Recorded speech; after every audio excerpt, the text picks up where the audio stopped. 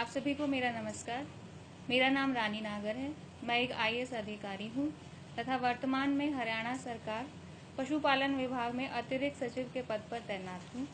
यह पदभार मैंने 9 मई 2018 से ग्रहण किया है। मैंने अपने फेसबुक अकाउंट पर एक ईमेल शेयर की है। उसमें मेरे साथ पिछले लगभग 3 वर्षों में जो मेरा शोषण किया जा रहा है उस बारे में मैंने विस्तृत वर्णन किया है। मेरा आप सभी से यह अनुरोध है कि कृपया आप अपने कीमती समय में से थोड़ा समय निकालकर उसे पढ़ें तथा उसके बारे में जानकारी प्राप्त करें। इसके अतिरिक्त भी मेरे साथ जो दुर्व्यवहार होता रहा, जो घटनाएं होती रहीं, उसके बारे में मैं अपनी सोशल मीडिया साइट्स पर पोस्ट करती रही हूँ। मैंने चंडीगढ़ में पशुपालन विभाग में पदभार ग्रहण किया 9 मई 2018। तभी से मेरे उच्च अधिकारी माननीय सुनील के गुलाटी जी, जो एक आईएएस अधिकारी हैं, अतिरिक्त मुख्य सचिव पद पर तैनात हैं पशुपालन विभाग में, उनका व्यवहार मेरे प्रति बहुत ही अमर्यादापूर्ण एवं अनैतिक रहा है। उन्होंने मुझे डराया, धमकाया और मेरा यौन उत्पीड़न किया है। इसी तरह की घटनाएं मेरे साथ पहले भी होती रही हैं। मैं अंबाला में पोस्टेड थी जब भी मेरे साथ यौन शोषण करने की कोशिश की गई और इस तरह की हरकतें की गई जो यौन शोषण के अंतर्गत आती हैं। इसके अतिरिक्त मैं अपने उच्च अधिकारियों को समय समय पर यह सूचना देती रही हूँ कि मेरे साथ क्या दुर्व्यवहार हो रहा है या मेरा क्या शोषण हो रहा है। उसकी भी एक लिस्ट जो कि 10 पन्नों की है, मैंने इसी ईमेल के साथ संलग्न की है। उसमें ये सूचना दी गई है कि किस वर्ष में कितनी तारीख को मैंने किस किस अधिकारी को लिखित तौर पर अपनी किस किस समस्या के बारे में सूचित किया। इसके अतिरिक्त मैं कुछ समय पहले डबवाली में एसडीएम के पद पर तैनात थी। वहां पर मेरे सरकारी आवास की खिड़की तोड़कर कोई अज्ञात व्यक्ति घुस आए, घर में घुसकर मेरे टीवी का सेट टॉप बॉक्स ऑन करके चले गए और आज तक पुलिस विभाग को ये नहीं पता है कि यह कार्रवाई किसने की है। उन्हें उनका जवाब ये है कि उन्हें इस बारे में कोई सुराग नहीं मिला है। सुनील कुमार गुलाटी जी, वो मेरा यौन उत्पीड़न कर रहे हैं, मुझे रोज डरा रहे हैं, धमका रहे हैं, जिससे कि वो और आगे बढ़कर मेरा और अधिक यौन शोषण कर सके। मुझे अपनी जान को बहुत खतरा है। आज उन्होंने मुझे एक ऐसी मीटिंग के बहाने से बुलाया रोहतक में, जिसमें शाम को 2:30 पौने 3 बजे से लेकर 5 बजे तक वो अपने सिर्फ व्यक्तिगत विचार साझा करने के लिए मुझे बुला रहे थे और रोहतक से शाम को 5 बजे के बाद मुझे चंडीगढ़ तक अकेले जाने के लिए उन्होंने आदेश दिए थे, जो कि रात में मेरे पास कोई पुलिस सिक्योरिटी नहीं है। इसीलिए मेरा आप सभी से यही अनुरोध है कि कृपया इसके बारे में आप जनता को सूचित करें कि किस तरह की समस्याओं से मैं जूझ रही हूँ। और मेरा आप सभी को हार्दिक आभार है कि आप सभी ने मेरी समस्या सुनी, अपने कीमती समय से समय निकाला और आप यहाँ पर आए और आपने मेरी बात मुझे जनता तक रखने का एक माध्यम उपलब्ध कराया। पुलिस ने कंप्लेंट दी और पुलिस में कभी आपने एफआईआर क्यों नहीं करा? देखिए, मैंने एफआईआर बहुत दर्ज कराई हैं। जो घटनाएं मेरे साथ होती रही हैं, अम्बाला में हुई, कोसली में हुई, कोसली में भी मेरे साथ अभद्रता हुई थी, उसका कोर्ट केस भी चल रहा है, मैंने गवाही भी दी है और वो मामला विचाराधीन है अभी माननीय न्यायालय में। डबवाली में मेरे साथ जो हुआ है, मैंने उसकी भी एफआईआर दर्ज कराई है और इसमें नवीनतम घटना जब माननीय सुनील कुमार गुलाटी जी ने मेरी कुर्सी में धक्का मारा, मुझे अपनी सीट की तरफ बुलाया, वो 6 जून 2018 की है। उसके बाद 2 ही दिन निकले हैं और मुझे 8 तारीख को आदेश मिल गया था कि आप रोहतक पहुंचिएगा और इस तरह से रात में आपको अकेले सफर करना है। तो इसीलिए मैं उसमें घबराई हुई थी। मुझे अपनी सुरक्षा के लिए ये बेहतर लगा कि पहले मैं इस बात को ओपन कर दूं और साथ में अपनी कानूनी कार्रवाई में छोड़ूंगी नहीं, उसमें मैं पुलिस की कार्रवाई भी करूंगी और माननीय न्यायालय की कार्रवाई भी करूंगी। मैम, आप खुद एक आईएएस ऑफिसर और जिस तरह से आपने अपने सीनियर्स के बारे में बताया, क्या वाकई आईएएस लोगों में इस तरह की घटनाएं होती हैं और भी महिलाएं जो आईएएस महिलाएं हैं उनके साथ भी इस तरह का यौन शोषण या इस तरह की बदतमीजियां हुई हैं? देखिए, मेरे साथ हो रही है। मेरे साथ किसी ने अपना ये विचार साझा प्रत्यक्ष तौर पर नहीं किया कि उसके साथ हो रहा है। मेरे साथ जो हुआ, मैंने इतने अधिकारियों के साथ शेयर किया है, पिछले लगभग 3 सालों से अम्बाला से करती आ रही हूँ। मेरे साथ हो रहा है, मैं ये जानती हूँ और उस समस्या का समाधान हो नहीं रहा है, वो आक्रामकता बढ़ती जा रही है। जब आप अधिकारी के पास जाती हैं तो फीडबैक क्या मिलता है? क्योंकि आपने बताया सीनियर अधिकारी के पास आप जाती हैं, तो सीनियर अधिकारी किस तरह से आपको बताते हैं या क्या कहने के लिए कहते हैं कि आप ये कीजिए? किस चीज के बारे में आप पूछ जो रहे हैं? आप कंप्लेन के पास लेकर जाते हैं। मुझे जवाब नहीं मिलता अधिकतर। मैं तो लिखित में कंप्लेंट करती हूँ। मेरे पास आप ये बात आगे पता चलेगी, हम न्यायालय में जाएंगे कि जितनी मैंने कंप्लेंट करी उस लिस्ट में मैंने ये लिस्ट न्यायालय में भी जमा करी है। कम से कम विभाग की तरफ से जवाब पता लगे इनमें से कितनी चिट्ठियों का मुझे कोई जवाब भी दिया गया। समाधान हुआ या ना हुआ वो एक बात की बात है। क्या उन आपने अधिकारियों इस बारे में डीजीपी और मुख्यमंत्री से बात किया?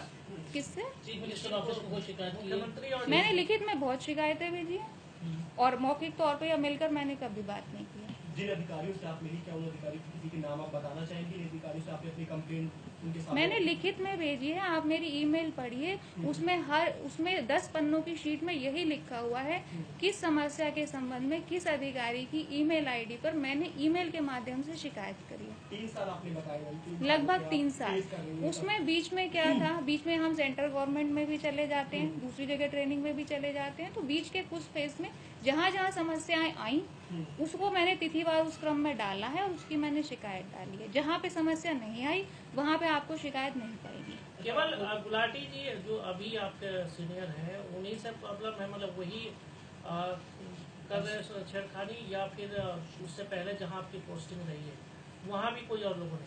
देखिए, मेरे साथ छेड़खानी अम्बाला से चल रही है, लेकिन गुलाटी जी के साथ मेरी पहली ड्यूटी जो लगी है वो 9 मई 2018 से लगी है।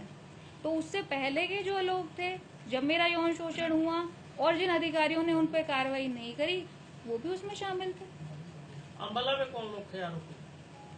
अम्बाला में आपने मेरी मेल अगर ना पढ़ पाए हो तो मैं बता देती हूँ।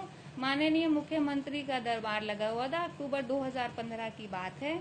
और वहाँ पर उस वक्त अम्बाला पुलिस कमिश्नरेट सिस्टम के commissioner of police Shri OP Singh ji, IPS अधिकारी, हरियाणा 92 बैच, उन्होंने मेरे साथ अभद्र इशारे किए। वो स्टेज पर सामने बैठे हुए थे और मैं ऑडियंस में फर्स्ट रो में बैठी हुई थी। ये बात मैं माननीय न्यायालय में भी लिख कर देख कर आई हूँ और वही चीज मैंने माननीय जो भी मुझे ईमेल मिली केंद्रीय सरकार के उसमें या माननीय राष्ट्रपति महोदय के उस पर मैंने साझा करी है, माननीय न्यायालय में लिख के दिया है। उसके बाद वो एक बड़े अधिकारी थे, उन्होंने किया। उसके तुरंत बाद मेरे ऑफिस में जो मुझे सरकारी गाड़ी दी जाती थी उसके ड्राइवरों ने मेरे साथ गाड़ी में बदतमीजी करनी शुरू कर दी। जब वो गाड़ी चला रहे होते थे तो वो अपने प्राइवेट पार्ट्स को रब करते थे, मास्टरबेट करते थे और मैं उसकी शिकायत करती थी तो उस पर कोई कार्रवाई नहीं होती थी। मैम, बीजेपी की गवर्नमेंट है हरियाणा में, सेंट्रल में भी बीजेपी। और इस सब का जिक्र मैंने उस ईमेल में किया है। आप पढ़ना चाहें, मुझसे पूछना चाहें। मैं इस समस्या को जब 3 साल झेल सकती हूँ तो मैं उसकी लड़ाई आगे कानून की और न्यायालय की मैं लड़ाई लड़ूंगी। आपने थाने में जाके एफआईआर क्यों नहीं कर रहे? किस चीज की? इन्हीं सब घटनाओं की। देखिए, मैंने जहाँ जहाँ हुई है थाने में एफआईआर कराई। उस वक्त मैं एक ट्रेनी थी, उस वक्त मेरी ट्रेनिंग पे गई हुई थी मैं अम्बाला। कोई मैं एसडीएम नहीं थी, कोई मेरी पावर नहीं थी। एक बच्चा जिसकी अभी तक ट्रेनिंग पर पूरी होके कोई उसे सीट भी नहीं मिली है, वो एक ऐसा ट्रेनी वहां पे गया है। आपको लगता है कि और एक पुलिस का कमिश्नर ऑफ पुलिस बैठ के उसके साथ अभद्रता कर रहा है और एक लड़की, क्या आप उम्मीद करते हो कि उस समय मैं सोचूंगी मुझे पुलिस से न्याय मिल जाएगा? और सवाल ये है मैडम कि आप खुद एक आईएएस ऑफिसर हैं, महिला हैं। जब आपके साथ इस तरीके की हरकतें हो रही हैं तो फिर आम महिलाओं के बारे में क्या अंदाजा लगाया जा सकता है? और दूसरा ये कि क्या महिला आयोग से लेकर के कभी आपने सेंटर, क्योंकि आप लोग तो सेंट्रल सर्विसेज के हैं, कभी सेंटर में आप लोगों ने पीएमओ या डीओपीटी में कभी कोई शिकायत की इस तरीके की? नहीं, मैंने डीओपीटी में शिकायत नहीं की है। महिला आयोग में भी मैं नहीं गई हूँ। मैं अपने सीनियर चैनल्स पे ही चलती रही। मुझे ये लगा कि इसी से मेरी समस्या का समाधान होता रहेगा, लेकिन आक्रामकता बढ़ती चली गई। मेरी शिकायत करने के बाद मेरी समस्याओं का समाधान नहीं हुआ, उल्टा सड़क पे, जैसे मैंने कोसली के वारदात बताई, सड़क पे एक व्यक्ति जो मुझसे जमानत लेके गया 8 जून को मेरी अदालत से, 8 जून 2017, क्या वो पहचानता नहीं है मैं एसडीएम हूँ? उसने बीच सड़क पे मेरी गाड़ी के सामने मेरे से अभद्र हरकत की 12 जून को, 3-4 दिन बाद ही। तो वो आक्रामकता बढ़ती गई। उसके बाद और बढ़ी, डबवाली में मेरा घर तोड़ के भी घुस गए। उसके बाद मैं चंडीगढ़ पहुंची तो मेरे साथ इस तरह की प्रत्यक्ष हरकत मेरे उच्च अधिकारी सीधा करने लगे। आक्रामकता अब आगे बढ़ती जा रही है तो मैं भी अपनी जहाँ जहाँ मैंने अपनी समस्या रखी थी मैं और भी आगे रखूंगी। अब आप मैम ओपन मीडिया के सामने आई हैं, आपने सारी शिकायतें अपनी बताई, पर दर्द आपने बयां किया है। अब क्या ये सवाल उठता है कि आप इस सर्विस को कैरी करना चाहेंगे जिस तरह से अब तक की घटनाएं और आपके साथ हाँ, बिल्कुल करना जो आपने चाहूंगी। बताया है, तो किस तरह से फेस करेंगे? देखिए, कोई भी महिला है, आप कह रहे हो मैं महिला यहाँ बैठ के काम कर रही हूँ तो भी समस्या फेस कर रही हूँ। एक महिला है किसी और जगह ड्यूटी करने जाती है या घर में भी होती है, ये समस्या किसी एक महिला की, एक अधिकारी की नहीं है, ये समाज की समस्या है। हम रोज अखबारों में पढ़ते हैं और सबसे ज्यादा आप इस बात की जागृति लाते हैं कि कितना शोषण महिलाओं का हो रहा है, तो क्या वो नहीं सामना करती? वो घर में रह के या कहीं और जाके किसी और दफ्तर में जाके सामना करती है। मैं इस दफ्तर में रह के सामना करूंगी, पूरी ईमानदारी से काम करूंगी।